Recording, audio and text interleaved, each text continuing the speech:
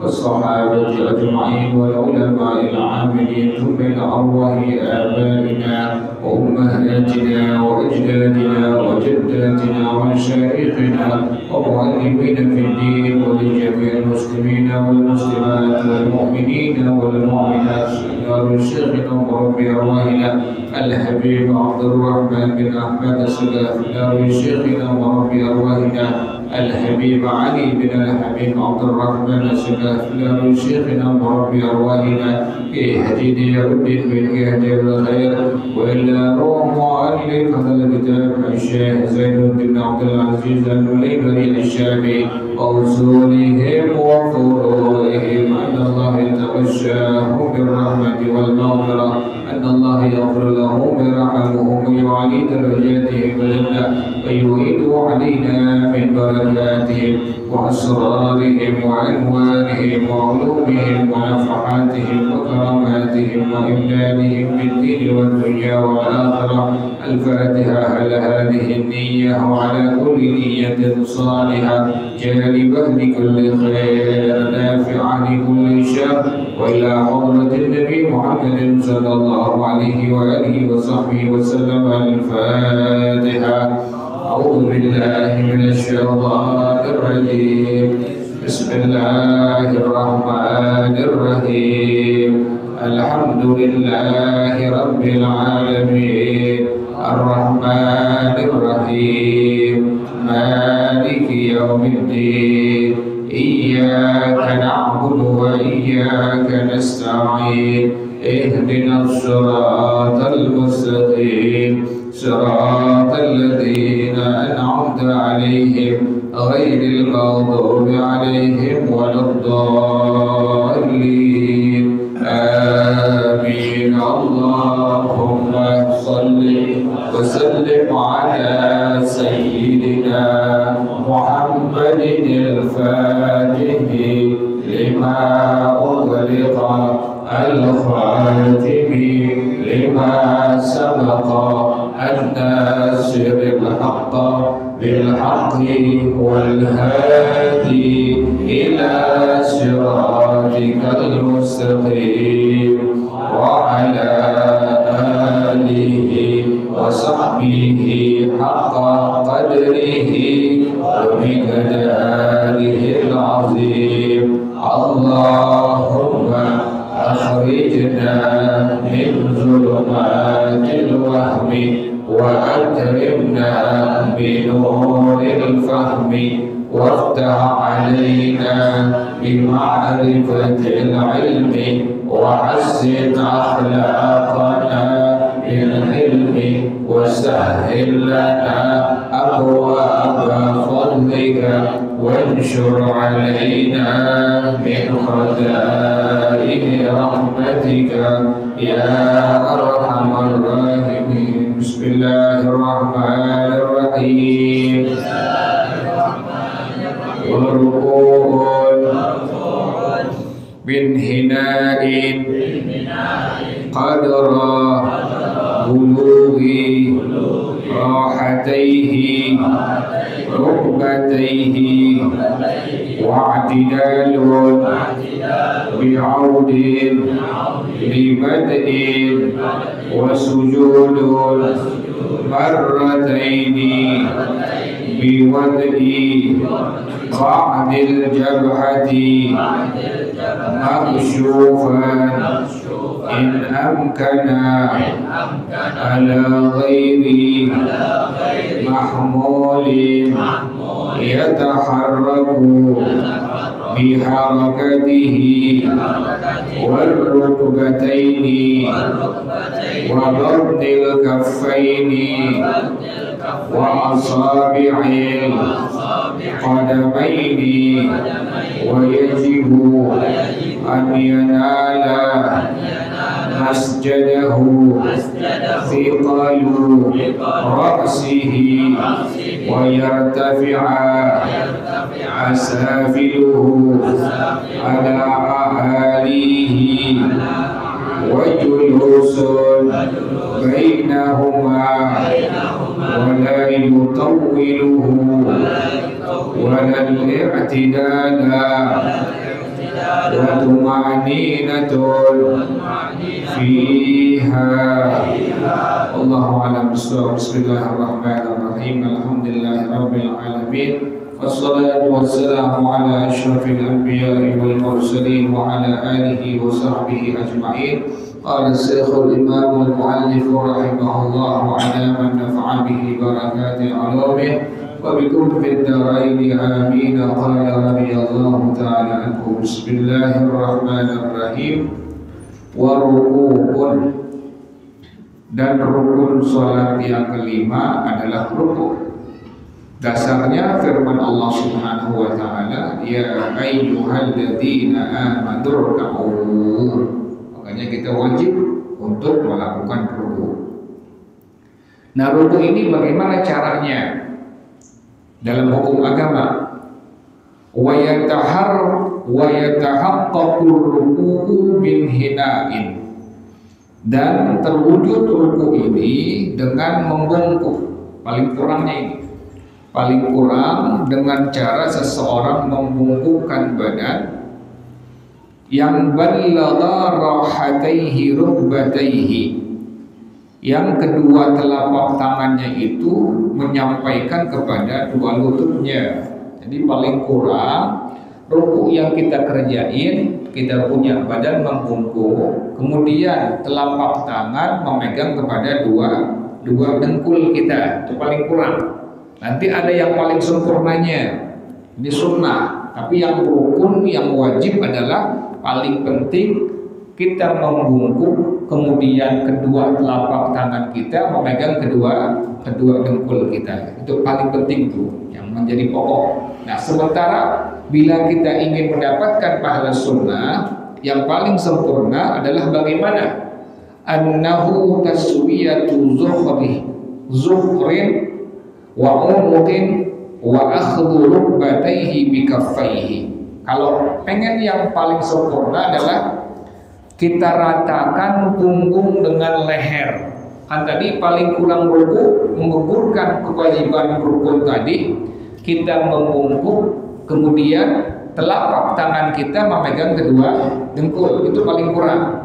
Nah, paling sempurnanya bagaimana? Paling sempurnanya antara punggung kita dengan leher sampai apa? Sampai rata.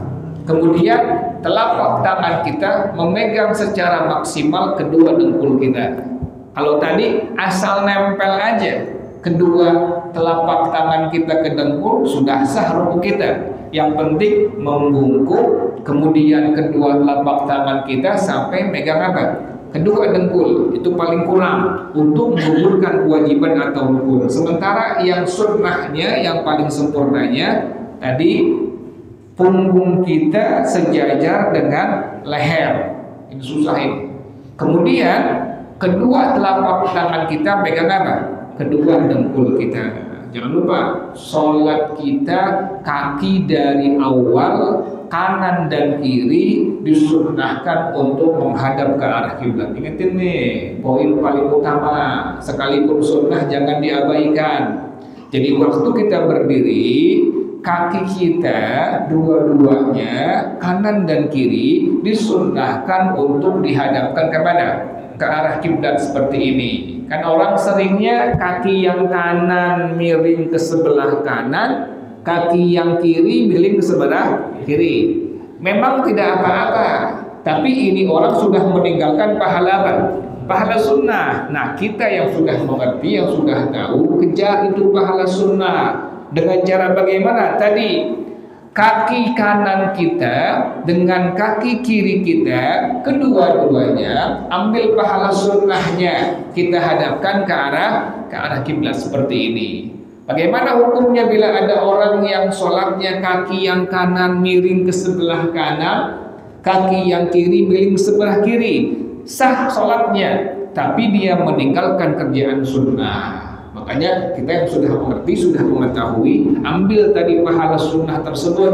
Waktu kita diri, sebelum kita melakukan sholat yang fardu atau yang sunnah, perhatikan kedua kaki kita, ambil pahala sunnahnya. Kaki yang kanan dengan kaki yang kiri disunnahkan untuk menghadap kepada ke arah kiblat.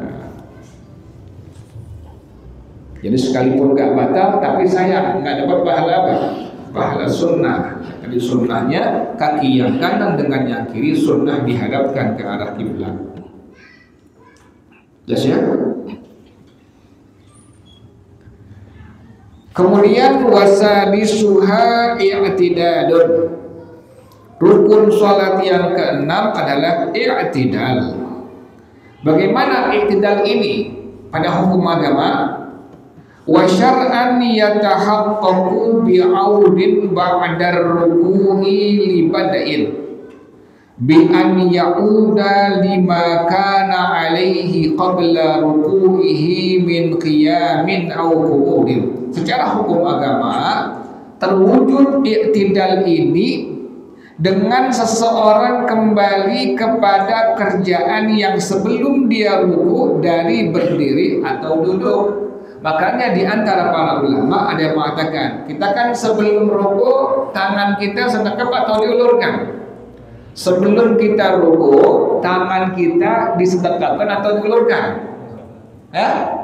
Sebelum kita ruku lagi berdiri tangan kita sedekap atau diulurkan. Sedekap. Paham gak nih? Paham gak? Mau nggak paham atau mau paham? Kita sebelum kita ruku tangan sedekap atau diulurkan? Ulang lagi. Sebelum ruku paham kan ya? Tangan kita sedekap atau diulurkan? Oh ya jauh nggak semua, nggak paham semua ya. Tangan kita ini Pak, ini perkara urusan sholat susah ente, susah, bukan gampang. Makanya kalau kita yang sudah tahu, pas lihat ada orang kerjaan sholatnya begitu, ya Allah sayang banget itu orang. Ibadah tapi tanpa apa? Tanpa ilmu. Bagaimana hukumnya ibadah tanpa ilmu? Kullu man bighairi ilmin ya'malu a'maluhu mardudatun la tuqbalu. Setiap orang yang beramal ibadah apapun bentuk ibadahnya, wudu, mandi hadas, sholat, tayammum, haji, puasa, zakat, tanpa ibadah, tanpa ilmu, maka semua ditolak oleh Allah, tidak diterima oleh Allah. Makanya kewajiban belajar agama hukumnya wajib fardhu ain bagi setiap orang muslim atau muslimah. Jadi ulang lagi, kita sebelum ruku tadi tangan kita sedekap atau diulurkan? Sedekap. Nah, makanya ulama tadi mengambil ibarat kalimat tadi dari kitab-kitab fikih para ulama kita dalam mazhab Al-Imam Asy-Syafi'i rahimahullah. Sebagian berpendapat pas dari ruku kemudian kita i'tidal, kan tadi sebagian ulama kita mengatakan bahwasanya terwujud i'tidal ini dengan kembali kepada pekerjaan yang kita lakukan sebelum ruku. Tadi paham ya? Sebelum ruku tangan kita tadi sedekap atau diulurkan? Sedekap. Nah, sebagian ulama kita mengatakan pas i'tidal sedekap tangan kita. Tuh. Sebagian lagi mengatakan pas i'tidal diulurkan tangan kita. Dua-duanya benar. Dua-duanya benar. Kan ente suka lihat kan tuh orang dari ruku ke i'tidal tangannya ada yang pas i'tidal disedekapkan, ada yang diapakan? Diulurkan. Dua-duanya benar sesuai dengan sunnahnya Rasulullah Shallallahu Alaihi Wasallam. Makanya jangan kita kaget kok ada yang sedekap, kok ada yang diapain? Diulurkan tuh. Dua-duanya adalah benar. Yang salah siapa? Yang nggak sembahyang salah. Yang salah tuh sembahyang pakai ilmu bentar insya Allah. Jelas ya. Wasabi'uha sujudun marrataini. Rukun sholat yang ketujuh adalah sujud sebanyak 2 kali.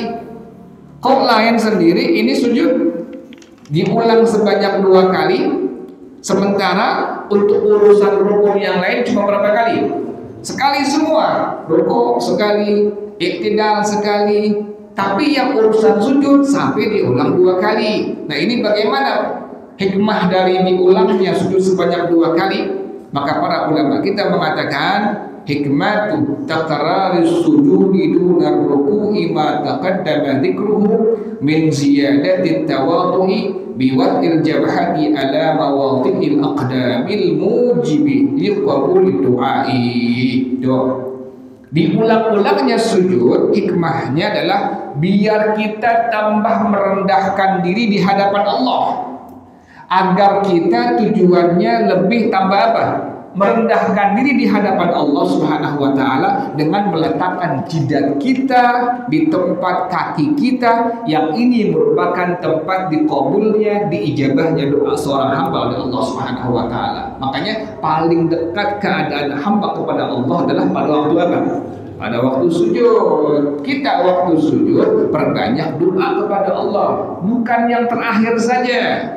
Dari sujud rakaat yang pertama sampai yang terakhir, itu semuanya adalah disyariatkan, disunnahkan perbanyak doa kita. Apa di antaranya? Yang paling simpel, Rabbana atina fid dunya hasanah wa fil akhirati hasanah wa qina adzabannar. Atau doa yang lain, misalnya Rabbana hab lana min azwajina wa dhurriyyatina qurrata a'yun waj'alna lil muttaqina imama. Atau doa yang lain, Rabbi habli minas salihin. Jadi pertama tadi hikmahnya diulang sujud sebanyak 2 kali agar kita menambah rendah diri di hadapan Allah Subhanahu wa taala.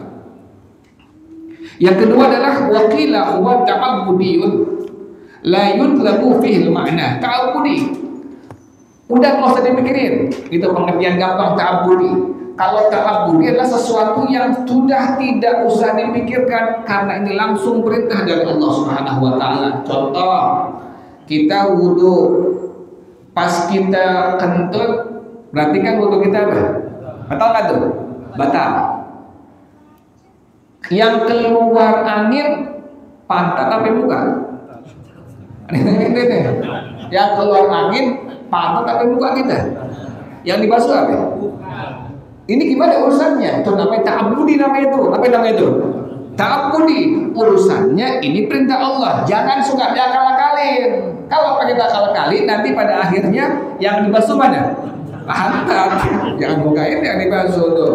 Kalau main akal-akalan, orang sekarang di paham liberal tuh. Akal yang bekerja, otak yang bekerja. Coba pahamin di situ. Gak bakal paham dia. Kaitannya apa membasuh wajah dengan pantat? Yang keluar angin pantat, yang dibasuh apa? Muka kita. Perintah Allah ini disebut sebagai tadi apa? Ta'abbudi namanya. Ta'abbudi adalah kita melakukan, melaksanakan perintah Allah tanpa akal kita memikirkannya. Yang kedua, sebab hubungan suami istri, maka Allah wajibkan untuk mandi apa? Mandi hadas, mandi wajib. Maaf, yang masuk apa?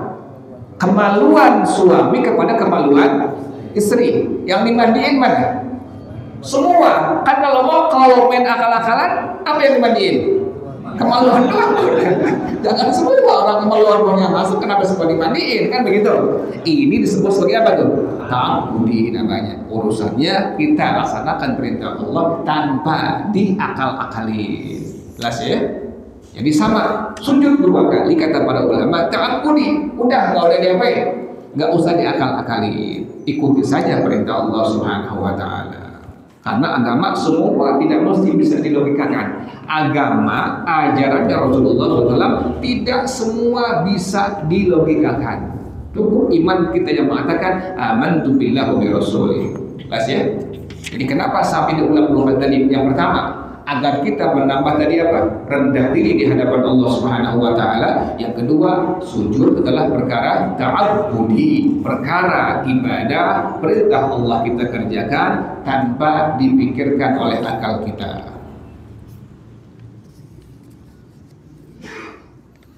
Kemudian yang wajib apa saja yang waktu kita sujud yang wajib kita letakkan? Pertama, jidat. Jidat asal nama jidat, tidak mesti diapain, ditarik sampai di atas. Nah tuh orang nggak paham, disangka pecinya mesti diapain, dikatasin sampai sini. Asal nama jidat kita sudah nampak dan letakkan pada tempat sujud, sah kita punya sujud. Paham ya? Ada orang nggak paham, kok ada orang kayaknya begini nih, kan pakai begini nih. Waktu sembahyang nggak nih naikin kagak, tetap seperti ini. Kenapa demikian? Ini masih ada apanya nih? Jidatnya ini, dan ini jidat kena tempat sujud, sah kita punya sujud. Nah, bagaimana orang yang memang ada rambutnya pas lagi sembahyang tidak pakai peci, kemudian rambut yang panjangnya jatuh, kemudian nutupin tempat apa? Tempat sujud. Bagaimana hukumnya? Sujudnya dihukumkan tidak sah. Maka lebih bagusnya sholat kita menggunakan apa? Menggunakan peci atau menggunakan kopiah. Jadi pertama jidat, yang kedua telapak tangan, 3 telapak tangan, 4 5 dengkul, 6 7 kaki kita. Urusan jidat, para ulama pendapat yang kuat adalah gambarannya jidat kita mesti nempel ke tempat sujud. Kita punya kepala, beratnya tempelin ke tempat sujud. Bikin sahnya itu bila seseorang sudah demikian, maka dihukumkan sah sujud dia. Pas dia bangun kelihatan berteplak apa itu? Berteplak jidat yang tadi dia tekan ke tempat sujudnya. Itu bikin sah tuh. Jadi kalau ada orang yang cuma nempel doang kemudian langsung apa? Ngangkat jidatnya, kepalanya, dihukumkan tidak sah sujudnya. Jadi begini tuh. Tekan sedikit, makanya di sana ada tumakninah, dibaca minimal adnal kamal, kesempurnaan yang paling minim, tasbih sebanyak 3 kali. Subhana rabbiyal a'la wa bihamdi, subhana rabbiyal a'la wa bihamdi, subhana rabbiyal a'la wa bihamdi. Gitu itu. Kita punya kepala, tekan. Tujuannya apa? Biar ini kepala kita, nekan kepala kita, beratnya itu sampai ke tempat sujud. Waktu kita bangun ada tandanya. Tujuannya apa tadi? Tujuannya agar sah sujud yang kita lakukan. Jelas ya? Tadi jidat 1, kemudian 2 3 telapak tangan, 4 5 dengkul, 6 7 adalah kaki kita. Yang perlu diperhatikan adalah orang yang suka pakai sorban. Orang yang suka pakai sorban, kan sorbannya suka jatuh, ya. Pas dia pakai sorbannya apa? Jatuh. Atau pas dia pakai sorbannya ngengser. Kemudian ini orang sujud di atas ujung sorbannya. Nah, ini bagaimana hukum sujud itu orang? Maka pengarang rahimahullah dia mengatakan, wa kharaja biqaulihi ala ghairi mahmulin lahu ma law sajada ala mahmulin yataharraku biharakatihi kal tarfin min imamatihi fala yasihu wa tabtulu sholatu in ta'ammada wa alima tahrimahu. Kalau seandainya ada orang yang sujud di atas sesuatu yang dia bawanya, yang sesuatu ini bergerak dengan pergerakannya, sorban nih kita pakai kan tuh, dibawa kan nih, dibawa. Ini sorban kita bergerak, pasti apa dia? Bergerak. Sorbannya ngengser kepanjangan atau pas taruh di sini jatuh. Kemudian ini orang pas sujud di atas apa? Sorban tadi ujungnya atau di atas sorbannya. Bagaimana hukum sujudnya? Hukum sujudnya dihukumkan tidak sah, bahkan kalau sengaja-ngaja dan tahu keharamannya, batal sholat yang dia kerjain. Makanya paling aman kalau kita takut nanti sorban jatuh, sorban taruh di mana? Bawah aja digituin tuh langsung gelar tuh, ya. Ketimbang kita pakai, kemudian kita khawatir jatuh, pada akhirnya kita apa? Sujud di atas sorban tadi, maka dihukumkan tidak sah sholat kita, kemudian dihukumkan batal kalau sudah mengetahui dan sengaja ngajak dan mengetahui keharamannya. Sehingga orang begitu, ada sorban, kemudian sorbannya apa? Jatuh, kemudian ini orang sujud di atas apa? Sorbannya. Yang kedua perempuan, pakai mukena. Mukenanya kepanjangan.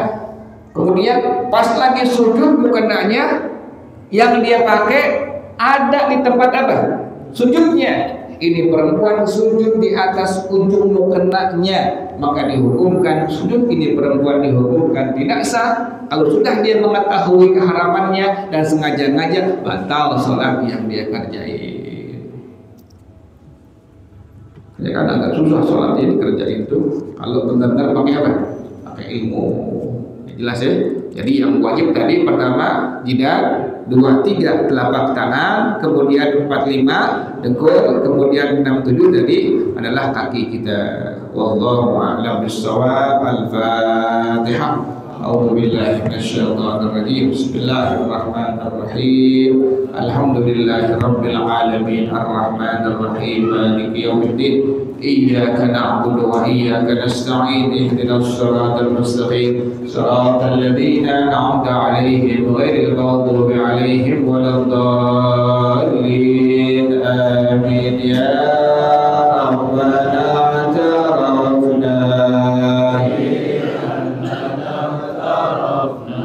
وأننا أسرفنا وعلى الله أشرفنا فتب علينا توبة تغسل كل حوبة واستر لنا العورات وآمن الروعات واغفر لوالدينا ربي ومولودينا والأهل والإخوان وسائر الخلان وكل ذي محبة أو غيرة أو صحبة والمسلمين أجمع آمين ربي يسمع فضلا وجودا منا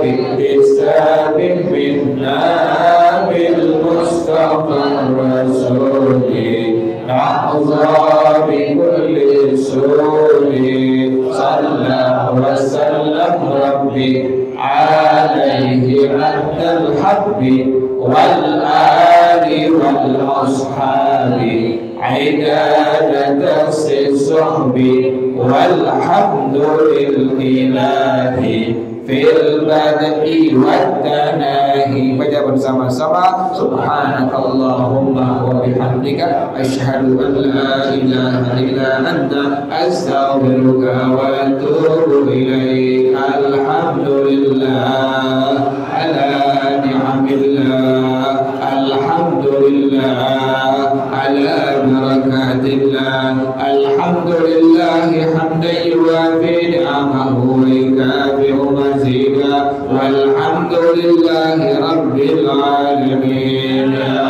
Rasulullah salamun alaik wa darajim. Ya Rasulullah salamun alaik ya Rafi asyani wa darajim. Ya Rasulullah salamun alaik